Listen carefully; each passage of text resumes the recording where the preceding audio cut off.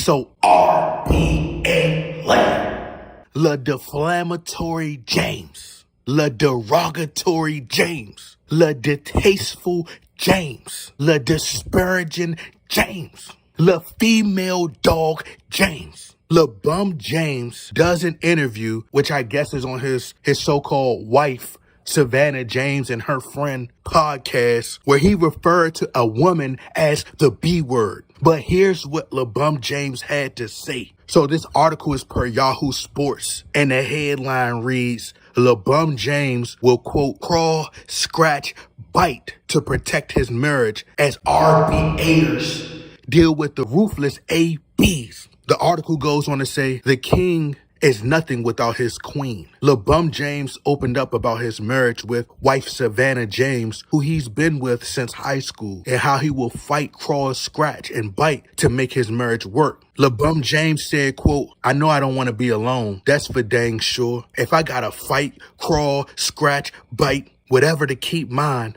I gotta keep it, James said with his wife sitting to his left. He went on to say, quote, I have to do what I have to do. I don't want to be alone.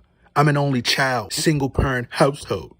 I knew for sure when I got with Vanna, I was like, this is crazy. This is amazing. I love this S. I'm like, nah, F that, being alone. Next time I'm alone, I'll be underneath. He went on to say, among the relationship advice that James dished out, he says, was his warning of the horror stories he's heard from teammates about cutthroat, ruthless ABs. He says, I sit in the locker room and there's a lot of women out there that's now flipped the script, he said.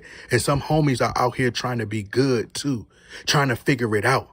And now they are looking in the mirror saying, dang, what did I do wrong? Well, people like LeBum James are the type of people who have all these skeletons in the closet. They portray themselves to be so holier than thou. They say everything politically correct, but more times than not, behind the scenes, these be the most horrible people on earth. Not to say that this is true, but people like LeBum James pretend for so long to the public, but be so evil behind the scenes, being verbally abusive to their wives, cheating on their wives.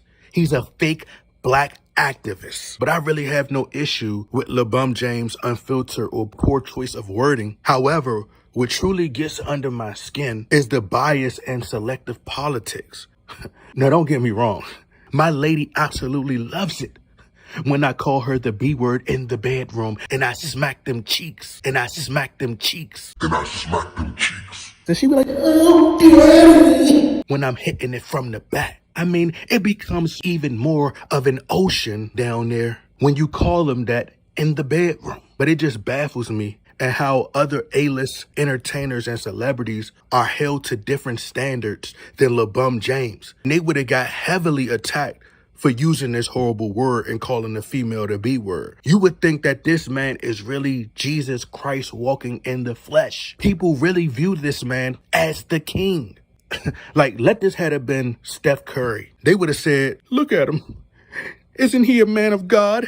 Isn't he religious? Kobe would have got crucified for calling the female the B word. Allen Iverson would have got crucified. Any other NBA player would have got crucified by the media for referring to a woman as the B word. Hey, LeBum James, what if someone referred to your precious little daughter, Zori, as the B word, and the B is not for blasphemy? What if someone referred to Savannah James as the B word? What if someone called Gloria James the B word? And I'm not talking about Delonte West when he was calling her the B word in the bedroom, allegedly. But like, they act like this man is just above the standard, above the law, because the man do no wrong in their eyes. The man could literally rob a bank or tell his little worshipers to do harmful things to people, and they'll follow after their La Massa and do whatever he says. And that's why you can't convince me otherwise that LeBum James isn't protected by the powers that be, by the higher ups. He's protected by the Illuminati, allegedly, protected by the secret society, allegedly, protected by the Boule,